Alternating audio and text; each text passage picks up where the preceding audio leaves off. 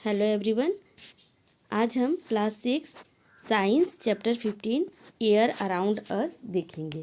ठीक है, air around अस means हमारे चारों तरफ की हवा। We have learned in chapter 9 that all living things require air, but have you ever seen air. हमने चैप्टर 9 में सीखा कि और सभी जो लिविंग थिंग्स होती हैं उनको हवा की ज़रूरत होती है, लेकिन क्या आपने कभी हवा देखा है?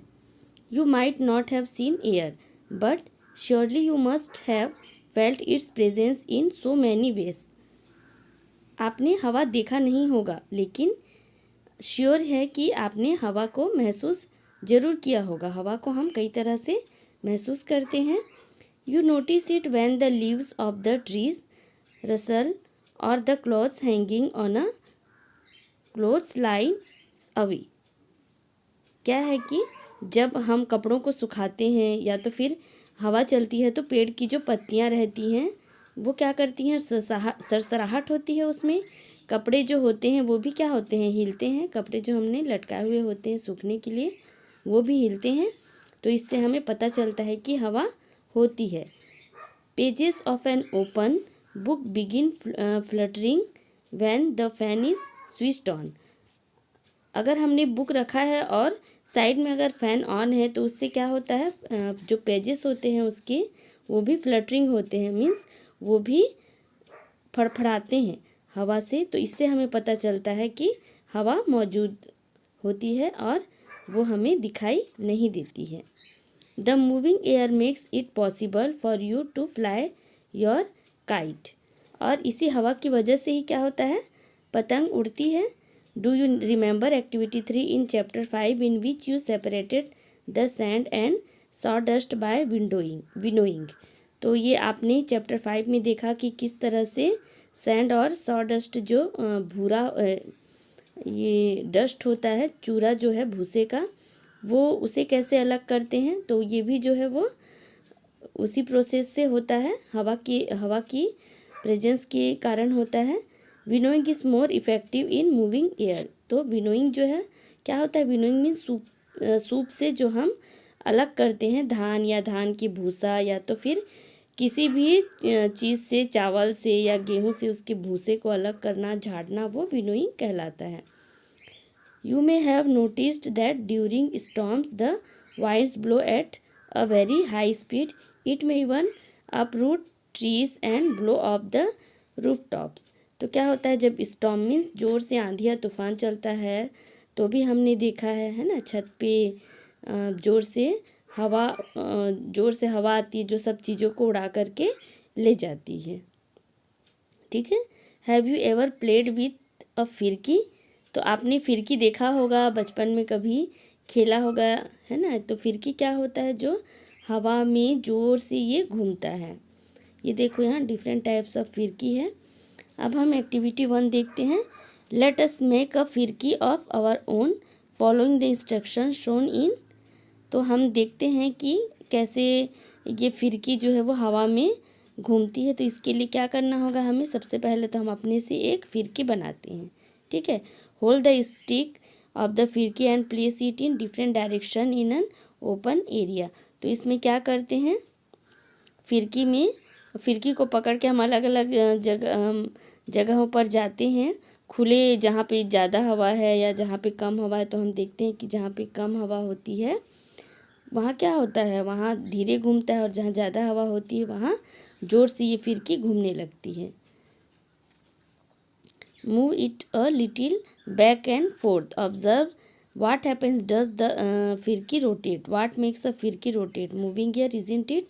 तो इससे हमें पता चल जाता है कि एयर जो है वो मूव करती है ना, और एयर की वजह से ये फिरकी जो है वो ज़ोर से और धीरे चलने लगती है। Have you seen a weather cock. It shows the direction in which is air the moving at that place. तो देखो, इसको भी देख करके हम जान सकते हैं कि जो एयर है वो किस डायरेक्शन में है, उसका प्लेस किधर है। ठीक है। 15.1 में is air present everywhere around us. क्या हमारे चारों तरफ हवा है। Close your fist What do you have in it? Nothing. Try the following activity to find out. चलो तो ये नेक्स्ट एक्टिविटी देखते हैं. Activity 2. Take an empty open bottle. It is really empty or does it have something inside? Turn it upside down. Is something inside it now? तो हम क्या करते हैं, एक बॉटल लेते हैं, है ना. बॉटल को हम देखते हैं कि ये सही में ये खाली है या नहीं है. तो इसके लिए क्या करते हैं, हम इसे उल्टा करके देख लेते हैं इसमें कुछ है कि नहीं. ठीक है. देन अब हम उसके बाद क्या करेंगे.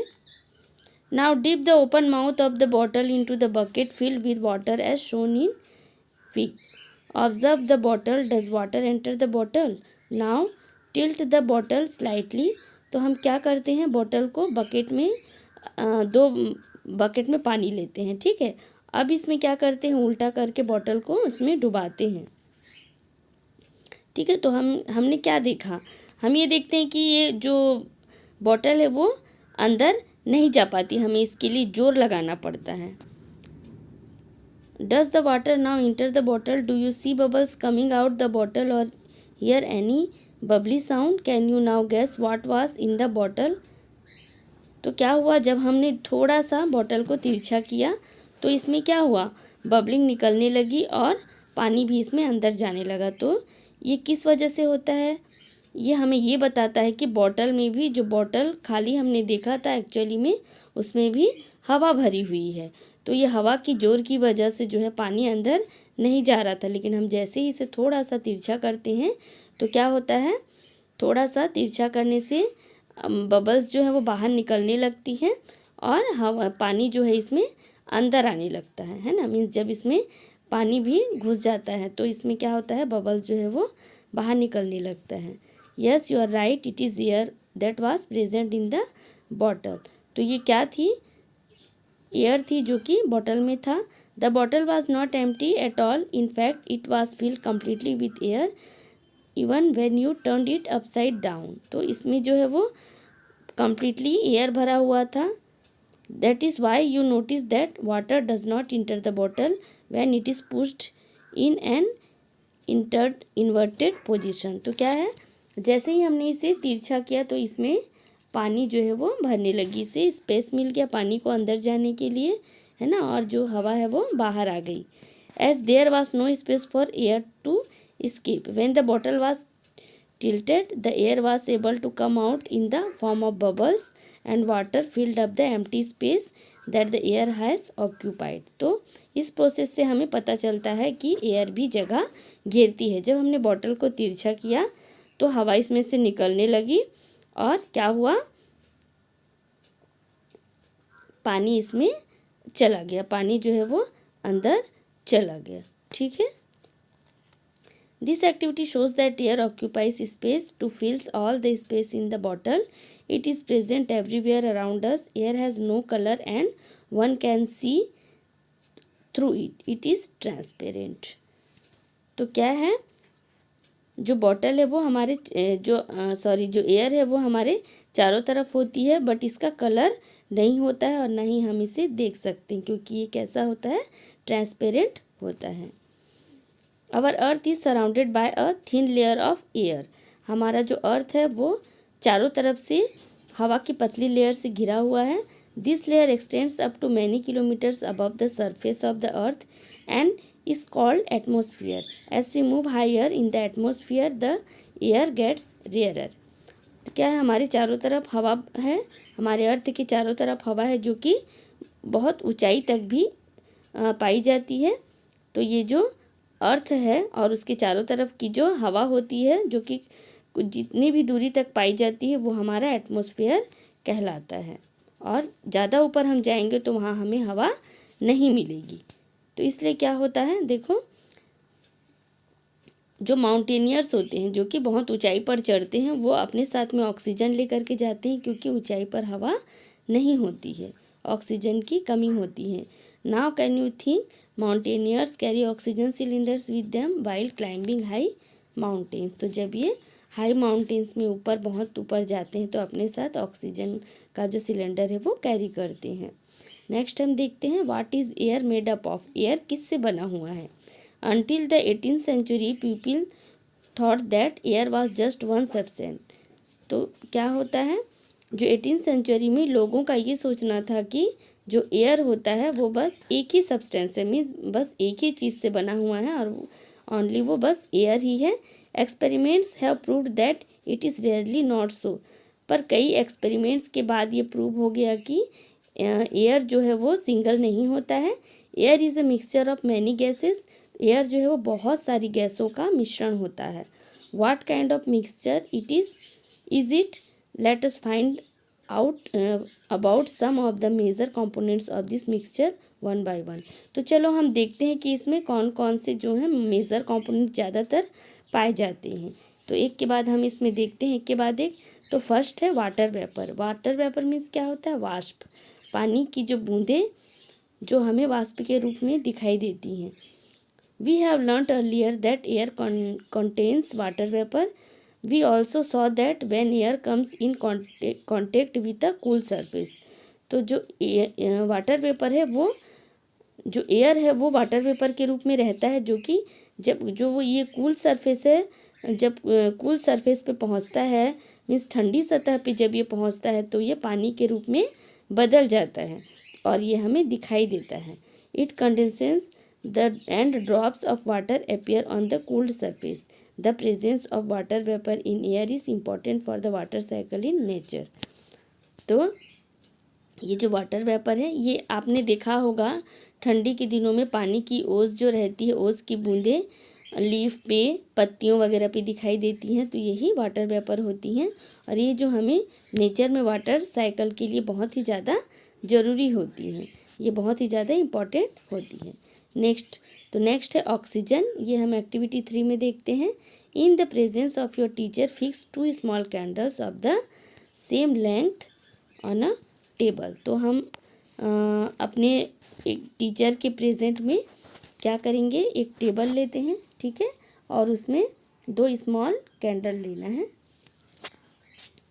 Cover one of the candles with an inverted glass tumbler, observe both the candles carefully. अब क्या करना है, 2 कैंडल को क्या करना है, एक ग्लास से हमें केयरफुली क्या करना है, उसे ढक देना है। Do both the candles continue to burn go, और इफ क्या करना है, कैंडल हम जलाते हैं और एक को क्या करते हैं, ऐसे ग्लास टम्बलर से ढक देते हैं। तो क्या देखा हमने, क्या ये कंटिन्यू दोनों जलती हैं या फिर बुझ जाती हैं। You must have observe that the candle covered with glass tumbler got extinguished after some time whereas the other candle continued burning. तो जो खुला वाला कैंडल होता है जिसमें कि ग्लास से ढका हुआ नहीं होता है वो कंटिन्यू जलता है, लेकिन जो कैंडल ग्लास से ढका हुआ होता है वो कुछ टाइम के बाद में उसमें क्या होता है, ऑक्सीजन जो है वो ख़त्म हो जाती है।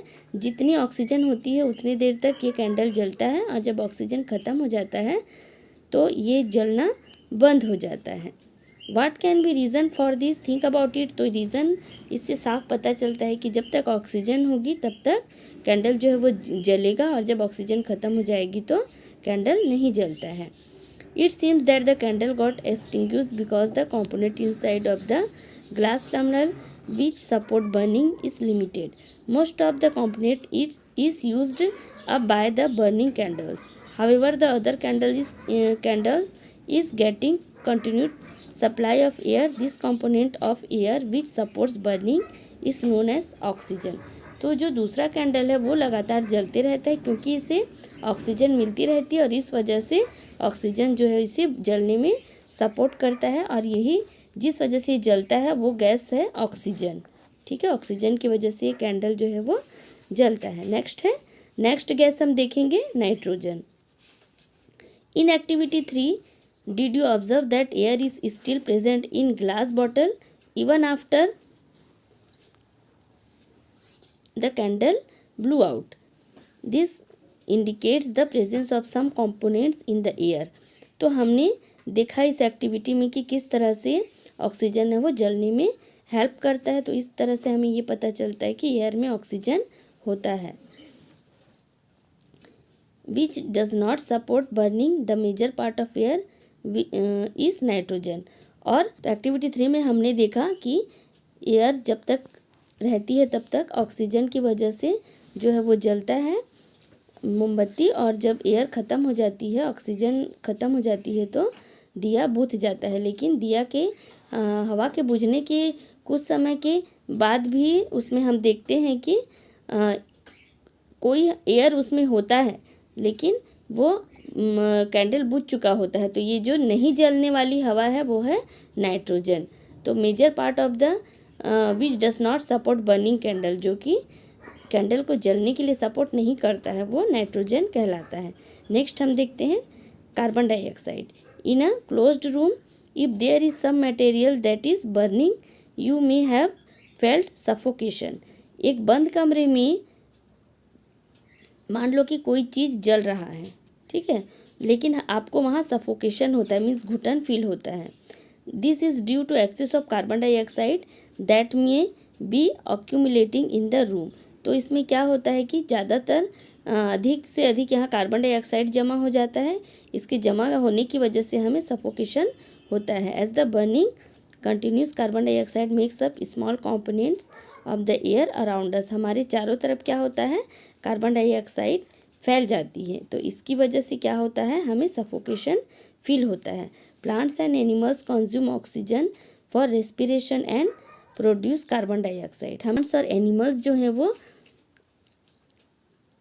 ऑक्सीजन का यूज़ करते हैं, उपयोग करते हैं रेस्पिरेशन के लिए, और कार्बन डाइऑक्साइड क्या करते हैं, ये प्रोड्यूस करते हैं।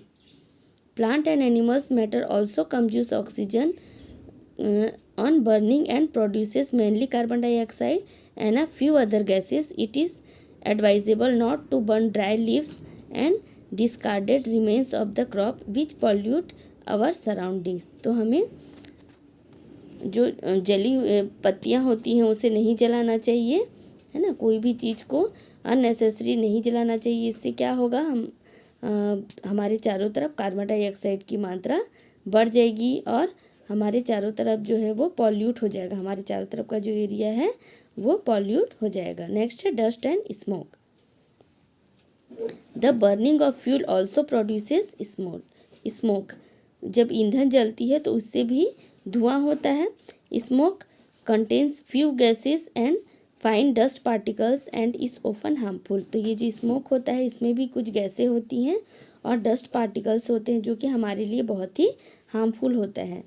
That is why you see long chimneys in factories. This takes the harmful smoke and gases away from our noses. तो आपने देखा होगा जो फैक्ट्री की चिमनियाँ होती है बहुत ऊंची, उसमें से भी हार्मफुल स्मोक निकलता है जो हमें ब्लैक धुआं जैसे दिखाई देता है। तो ये भी हमारे लिए बहुत ही ज़्यादा हार्मफुल होता है।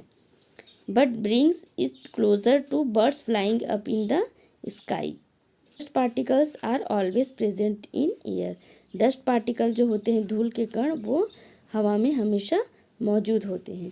नेक्स्ट है एक्टिविटी 4, जिसे कि हम नेक्स्ट पार्ट में देखेंगे, पार्ट 2 में। तो गाइज़, अगर आपको मेरा वीडियो पसंद आया हो तो इसे लाइक, शेयर और सब्सक्राइब ज़रूर करें। Thank you.